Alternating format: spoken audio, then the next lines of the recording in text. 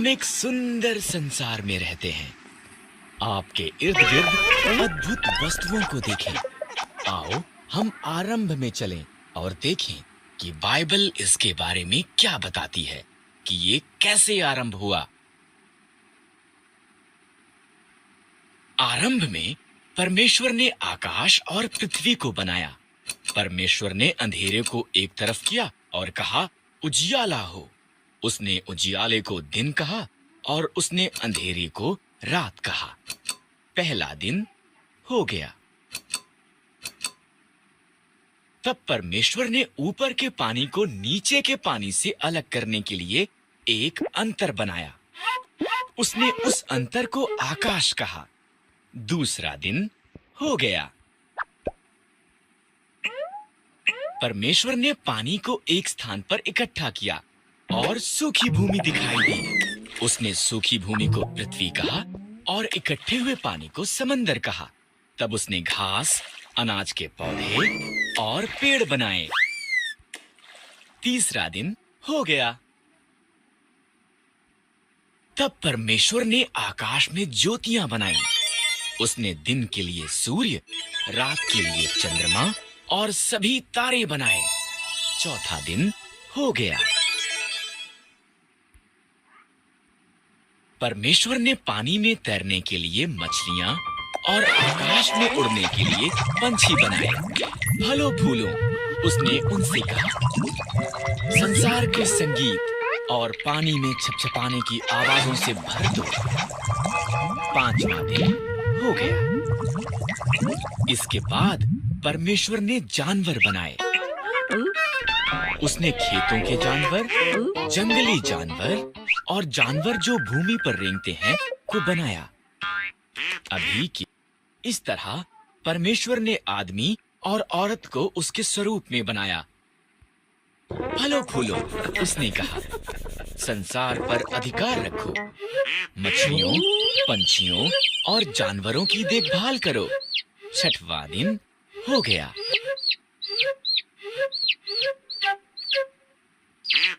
तब परमेश्वर ने सब कुछ जो बनाया था उसे देखा। ये बहुत अच्छा है, उसने कहा। इस तरह सातवां दिन उसने विश्राम किया और उस दिन को विशेष बनाया। सातवां दिन हो गया।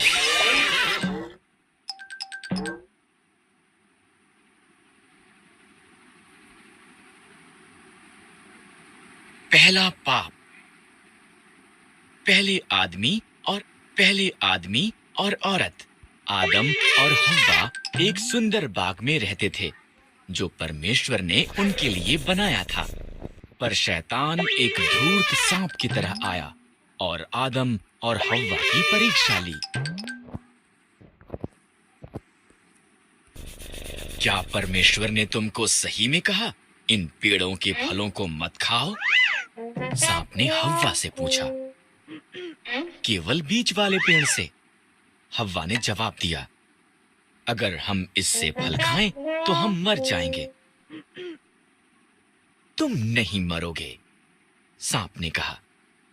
यहां पर एक कारण है कि क्यों परमेश्वर नहीं चाहते कि तुम इस पेड़ से खाओ। अगर तुम खाओगे तो तुम उसके जैसे बन जाओगे। जो वो जानता है तुम भी जानोगे। हव्वा ने फल खा लिया। उसने कुछ आदम को भी दिया जो उसके साथ था। उसने भी इसे खाया और एकदम से उन्होंने वो जाना जो उन्होंने पहले कभी नहीं जाना था। एक बात जो वो जानते थे वो ये कि वो नंगे थे। उन्होंने अपने आप को ढकने के लिए पत्तों को जोड़ जोड़ कर सिल लिया।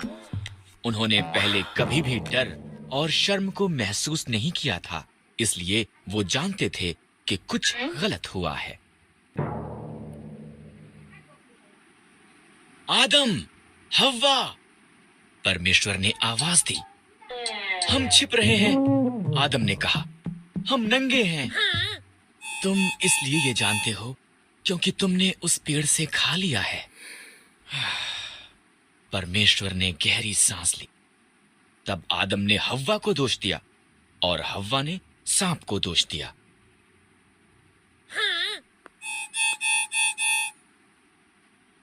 परमेश्वर ने कहा, सांप, तू पेट के बल चलेगा, एक स्त्री का पुत्र तुझे हराएगा। हव्वा, संतान पैदा करना कठिन होगा। आदम, अन्न उगाना मुश्किल होगा।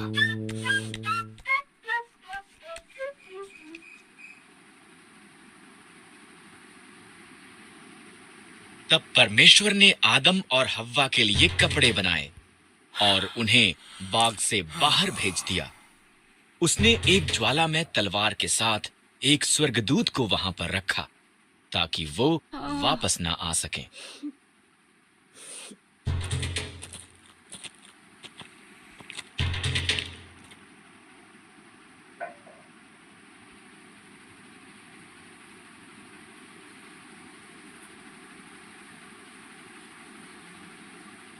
दो दो करके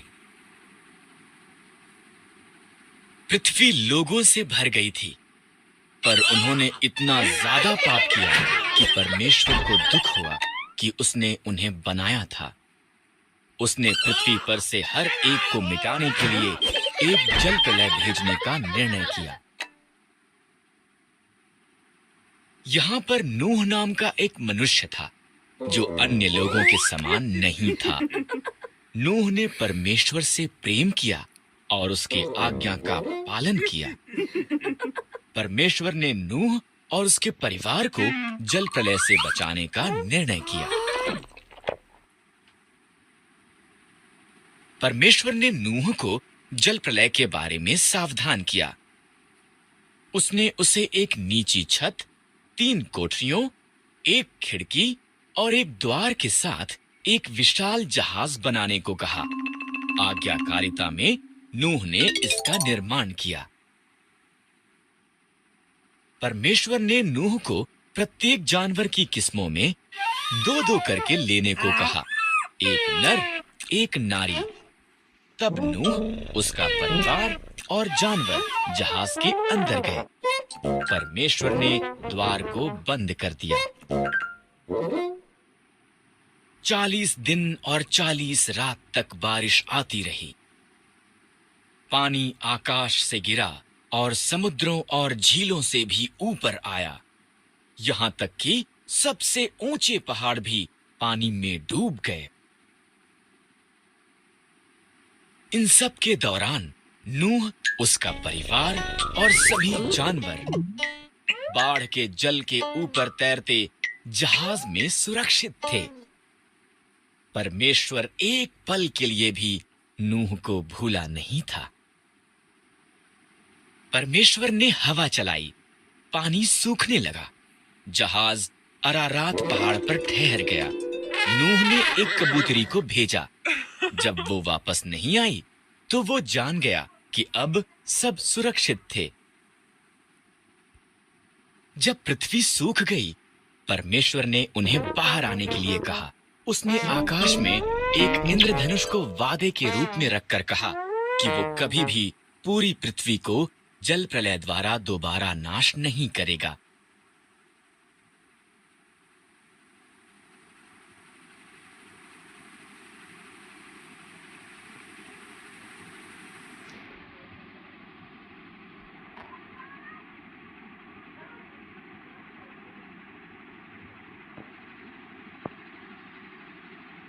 परमेश्वर का अद्भुत वादा। अब्राहम हारान में रहता था।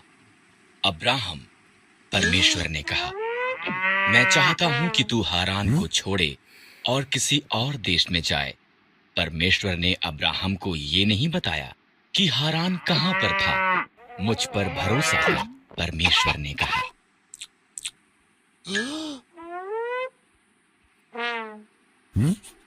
ये कर, परमेश्वर ने कहा, और तेरी संतान एक बड़ी जाति बन जाएगी। कैसे? अब्राहम को आश्चर्य हुआ। उसकी पत्नी सारा बच्चे पैदा करने के लिए बहुत बूढ़ी थी। मुझ पर भरोसा कर, परमेश्वर ने कहा। जहां मैं कहता हूं वहां जा, परमेश्वर ने कहा, और तेरी संतान जितने आकाश में तारे हैं उससे ज्यादा होगी। वो पूरे संसार के लिए आशीष होंगे। मुझ पर भरोसा कर। अब्राहम ने परमेश्वर पर भरोसा किया। उसने सारा, उसके भतीजे लूत और सब कुछ जो उसका था उसे लिया। वो वहां गया जहां परमेश्वर ने उसे जाने के लिए कहा था। वो कनान के देश में गया। वहां पहुंचकर अब्राहम ने शकेम में डेरा लगाया। परमेश्वर उसको प्रकट हुआ। मैं ये भूमि तुझे और तेरी संतान को दूंगा, परमेश्वर ने कहा। अब्राहम ने परमेश्वर के लिए वहां एक वेदी बनाई। अब्राहम ने परमेश्वर की वादा की हुई भूमि पर यात्रा की। वो खुश था कि उसने परमेश्वर पर भरोसा किया था, इसलिए उसने एक और वेदी बनाई और उस सब के लिए परमेश्वर का धन्यवाद किया जो उससे वादा किया गया था।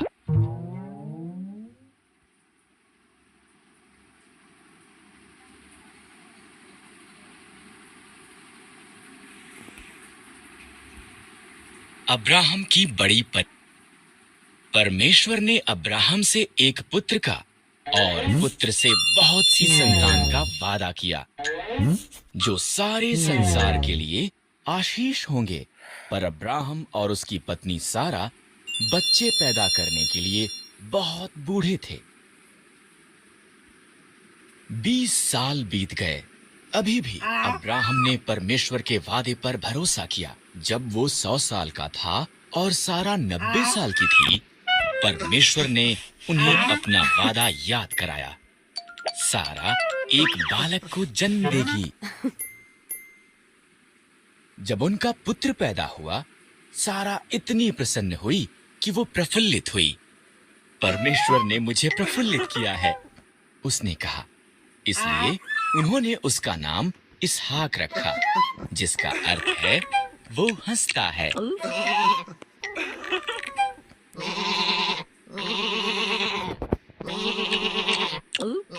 जब इसहाक एक छोटा लड़का था, परमेश्वर ने अब्राहम को उसके पुत्र को मोरिय्याह पर्वत पर ले जाकर उसकी बलि देने को कहा। परमेश्वर इसहाक लकड़ी उठाकर चला और अब्राहम ने छुरी और मशाल ली। इकट्ठे वो पहाड़ पर चढ़ गए। बलिदान के लिए मेमना कहाँ पर है? इसहाक ने पूछा। परमेश्वर अब्राहम ने वेदी पर लकड़ियां रखीं, इसहाक को बांधा और उसको लकड़ियों पर रख दिया। जैसे ही उसने इसहाक को मारने के लिए छुरी उठाई, एक स्वर्गदूत ने उसको नाम लेकर आवाज लगाई, अब्राहम। लड़के को मत मार, स्वर्गदूत ने कहा। परमेश्वर जानता है कि तू उसके वादे पर भरोसा करता है। उधर झाड़ियों में देख, एक मेंढा अपने सींगों से झाड़ियों में फंसा हुआ है। इसके बदले उसे बलिदान कर।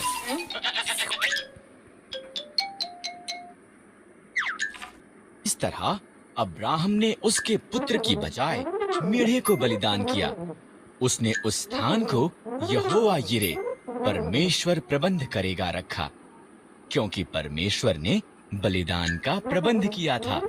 ठीक जैसा कि परमेश्वर ने कहा था, उसका वादा सच्चा हुआ।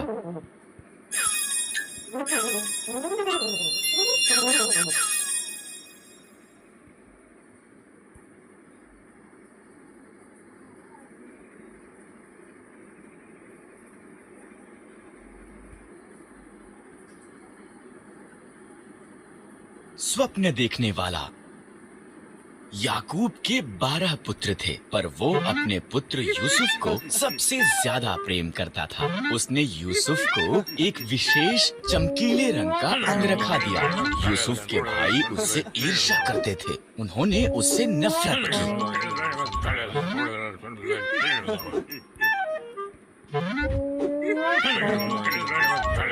यूसुफ ने विशेष स्वप्न भी देखे।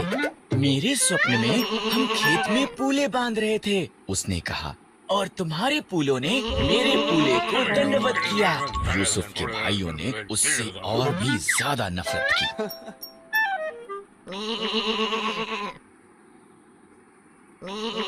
यूसुफ ने एक और स्वप्न देखा। सूर्य, चंद्रमा और 11 तारे मुझे दंडवत कर रहे थे। उसके पिता और उसके भाई कुड़कुड़ाए। क्या तू ये कह रहा है कि तू हम पर राज्य करेगा?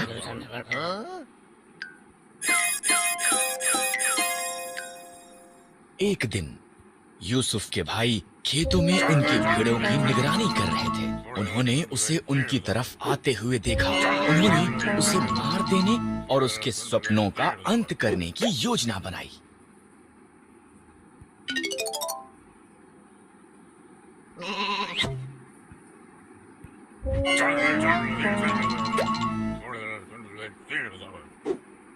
हमारे भाई को मार देना गलत होगा, रूबेन ने कहा। आओ हम उसे खाली गड्ढे में डाल देते हैं। इसलिए उन्होंने यूसुफ का विशेष अंगरखा फाड़ दिया और उसे गड्ढे में फेंक दिया। इश्माइली व्यापारी मिस्र की तरफ उनके मार्ग से गुजरे।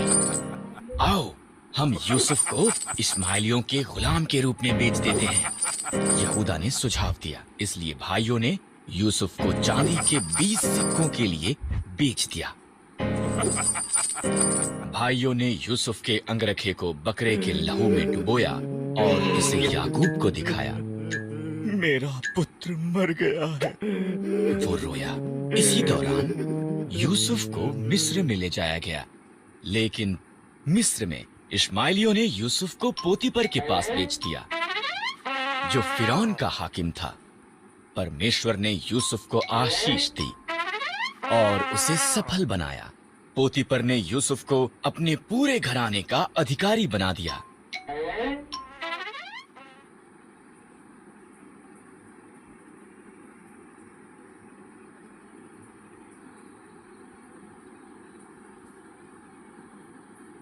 स्वप्न पूरा होता है।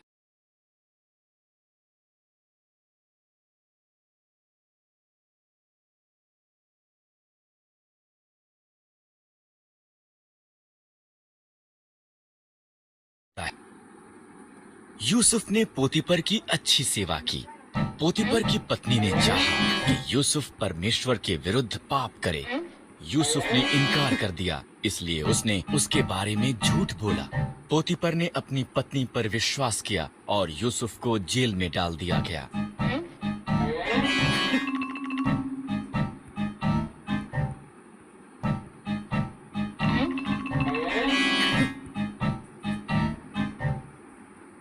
जेल में यूसुफ फिरौन के 2 हाकिमों से मिला। इन दोनों ने स्वप्न देखे और परमेश्वर ने यूसुफ को उनके अर्थ दिखाए।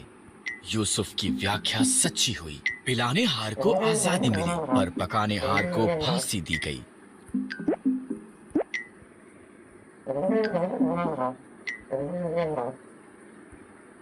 दो साल बाद फिरौन ने व्याकुल कर देने वाले 2 स्वप्न देखे। पिलाने हार को जो यूसुफ ने उसके लिए किया था याद आया और फिरौन को बताया। इस तरह फिरौन ने यूसुफ को बुलाया और उसे अपने स्वप्न बताए। परमेश्वर ने यूसुफ को फिरौन के स्वप्नों का अर्थ दिखाया। 7 साल तक भरपूर फसल होगी, यूसुफ ने कहा। इसलिए भोजन को जमा कर लें, क्योंकि इसके बाद 7 साल का अकाल होगा। फिरौन यूसुफ की बुद्धि से प्रभावित हुआ, इसलिए उसने यूसुफ को सारा भोजन एकत्र करने का जिम्मा सौंपा। फिरौन को छोड़ मिस्र में कोई भी यूसुफ से ज्यादा शक्तिशाली नहीं था। यूसुफ के भाई मिस्र में भोजन खरीदने के लिए गए। उन्होंने यूसुफ को दंडवत किया, पर उसे पहचान नहीं पाए। जब उसने देखा कि वो बदल चुके थे, तब उसने उन्हें बताया कि वो कौन था।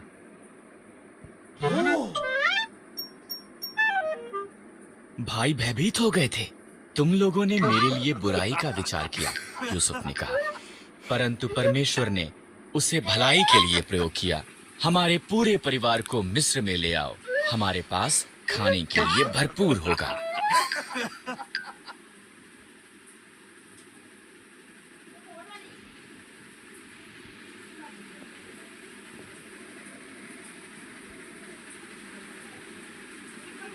एक बच्चा और एक झाड़ी। मिस्र इजरायलियों से भरा हुआ था। नया फिरौन डरता था कि इजरायली बेहद शक्तिशाली बन जाएंगे, इसलिए उसने उन्हें गुलाम बनाकर उनसे बेहद बुरा बर्ताव किया।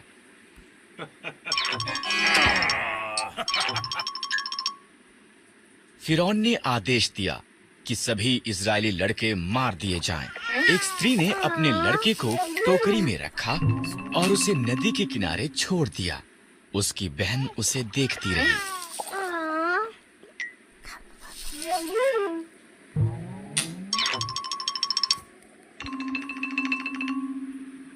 फिरौन की बेटी नदी के किनारे नहा रही थी। उसे बच्चा मिल गया और उसने उसे रखने का निर्णय लिया। उसकी बहन ने उसके पालन पोषण के लिए उसकी माता की सहायता की पेशकश की। फिरौन की बेटी ने उसका नाम मूसा रखा। मूसा बड़ा हुआ। एक दिन उसने देखा कि एक मिस्री इजरायली को मार रहा है। मूसा ने मिस्री को मार दिया और मिद्यान को भाग गया और 40 साल तक एक चरवाहा होकर रहा।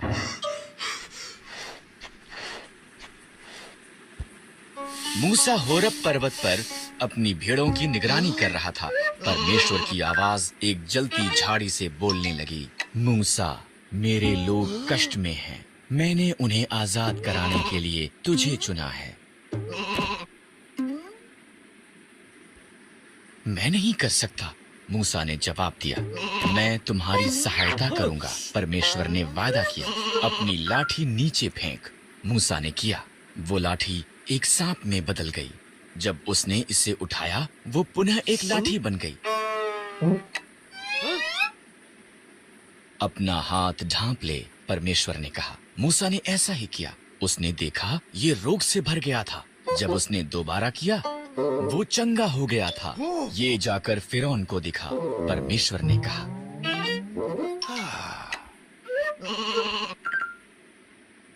मैं एक अच्छा वक्ता नहीं हूँ। मूसा ने कहा, मैं तुझे शब्द दूंगा। परमेश्वर ने कहा, तुम्हारा भाई हारून सहायता कर सकता है। इस तरह मूसा इजरायलियों को आजाद करने के लिए फिरौन को बताने के लिए गया।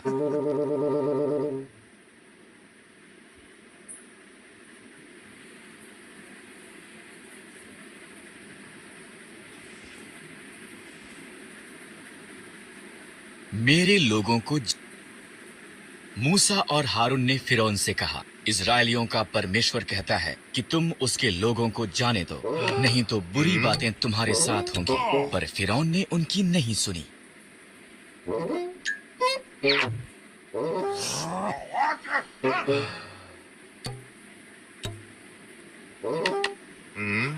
इसलिए परमेश्वर ने मिस्र में पानी को लहू में बदल दिया।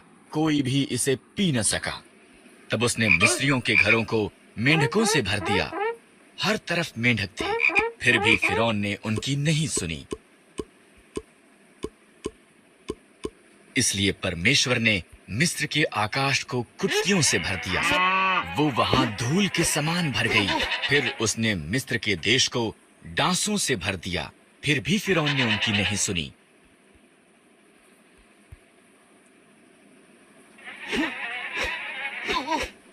इसलिए परमेश्वर ने मिस्र के जानवरों को मार दिया। घोड़े, गधे, ऊंट, भेड़ें और बकरियां सब मर गए। फिर उसने मिस्री लोगों को फोड़े से पीड़ित किया। फिर भी फिरौन ने उनकी नहीं सुनी। परमेश्वर ने मिस्र की फसल का नाश करने के लिए ओलों की वर्षा भेजी। उनकी जौ और सन्न की फसल नष्ट हो गई। तब उसने बचे हुए फल को खाने के लिए टिड्डियां भेजी। फिर भी फिरौन ने उनकी नहीं सुनी। इसलिए परमेश्वर ने देश में अंधकार भेजा। फिर भी फिरौन ने उनकी नहीं सुनी। परमेश्वर ने कहा, मैं मिस्र में प्रत्येक पहिलौठों को मार दूंगा और सभी पशुओं के पहिलौठों को भी। मेरे लोग एक मेमने को मारें, उसे खाएं और उसके लहू को उनके द्वार की चौखट पर लगाएं। मैं लहू को देखूंगा और उनके घरों को छोड़ दूंगा। उनके बच्चे नहीं मरेंगे। तुम इसे फसह कहोगे और सदा उसे याद रखोगे। इजरायलियों ने परमेश्वर की आज्ञा मानी। पर मिस्रियों के पहलौठे मर गए, यहाँ तक कि फिरौन का पुत्र भी। अंत में फिरौन ने सुनी और उसने इजरायलियों को जाने दिया।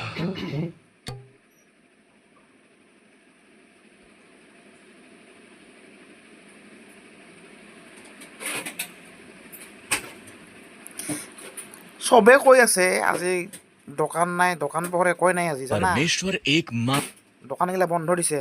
10वीं विपत्ति में फिरौन के पुत्र के मरने हमारे के लिए बाद भी। उसने इजरायलियों को वो जाने माने दिया। नहीं।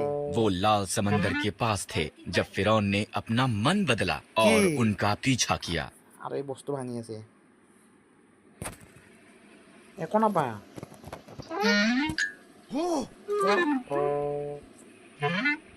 जब इजरायलियों ने फिरौन के रथों को देखा, वो बहुत भयभीत हो गए। लेकिन परमेश्वर ने मूसा को लाल समंदर की तरफ उसकी लाठी को उठाने के लिए कहा। परमेश्वर ने एक जोरदार हवा भेजी और समंदर को दो भाग कर दिया।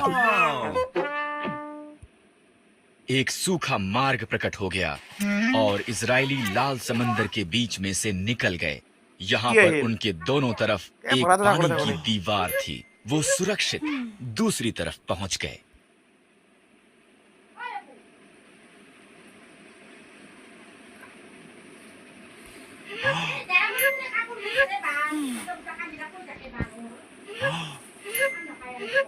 फिरौन और उसकी सेना समंदर में उनके पीछे गई। परमेश्वर ने मूसा को उसका हाथ बढ़ाने के लिए कहा। तब समंदर फिर से वापस एक हो गया और फिरौन और उसकी सेना डूब गई।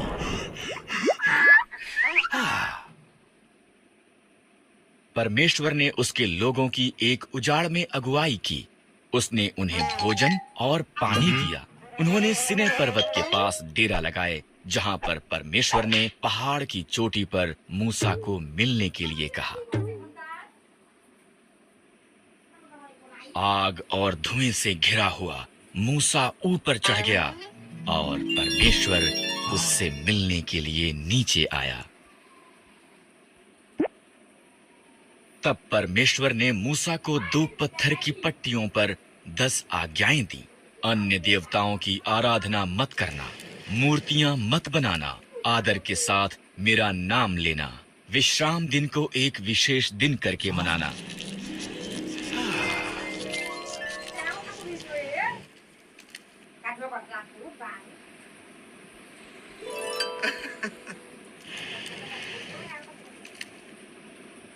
अपने माता पिता का आदर करना, कत्ल मत करना, अपने पति या पत्नी से वफादार रहना, चोरी मत करना, लोगों से या जो उनके पास है उससे ईर्ष्या मत करना।